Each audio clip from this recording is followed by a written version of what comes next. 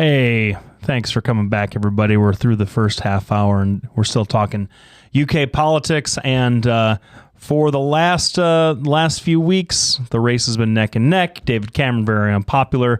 The Conservatives very unpopular. The Labour Party not quite so popular either. Like, they hated everybody, and yet David Cameron pulls out. They love the S&P. Yeah, that's true. They pull out a huge win. And the question on the table is, how was the polling so wrong? You got some thoughts on that? I had several.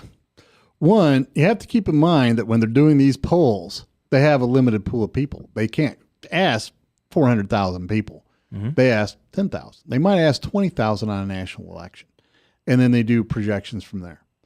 Two, when these polls are being done, when you get those robocalls, hi, how many people hang up?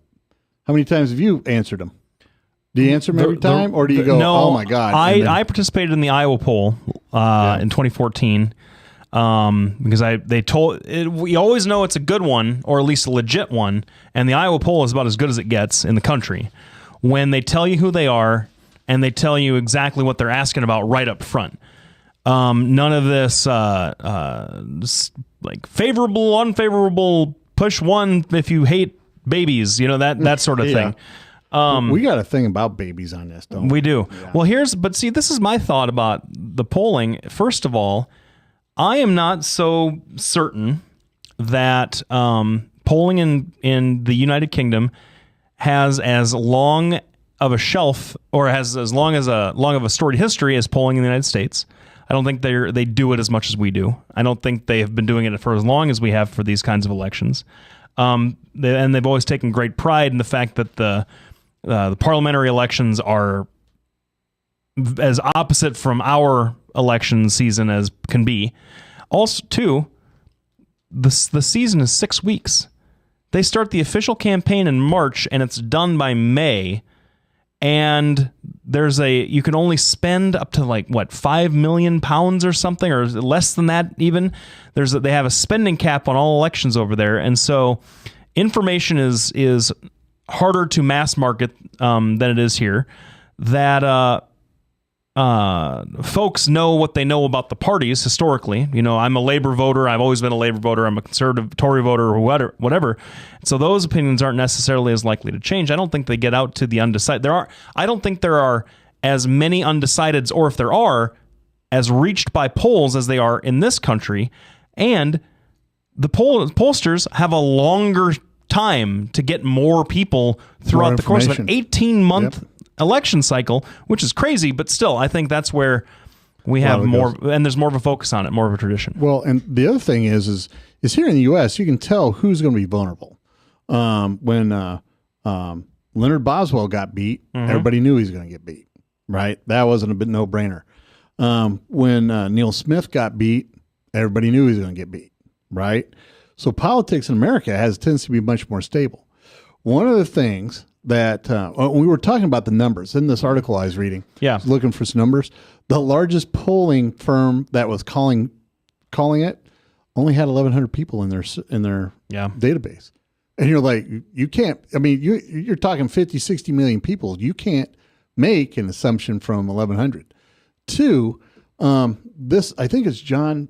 I can't remember his last name. I can't find it for now. But the President Obama's advisor, one of his campaign advisors, targeted specifically weakened seats. And that's really how they got it. Interestingly enough, if you look at the number of people who voted, there were 600 and some thousand more voters for David Cameron. He motivated an additional 600,000 people, somewhere around in there. I think it was Ed Miliband, the Labor Party, actually motivated more people.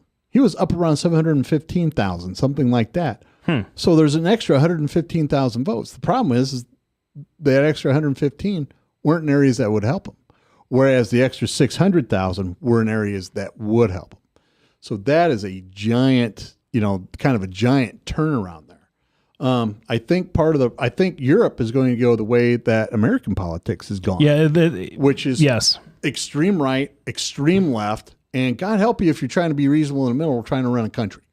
And I think that's really what it is. And I think that's something David Cameron is really going to have to work hard to face. Well, they've always been that way. I mean, I would see the thing not is like this. I mean, you had UKIP, who was even further right, going, we want to shut down the borders, and you have the Labor Party going, we don't want any of that. We don't want austerity and the rest of it. I mean, just two very extremes. Right. Well, I guess my point is that those kind of politics have. I mean, they've had extreme sorts of positions and parties and stuff in Europe for a long time, and with the parliamentary structure the way that it is, if you lose the majority, you lose the ability to govern anything.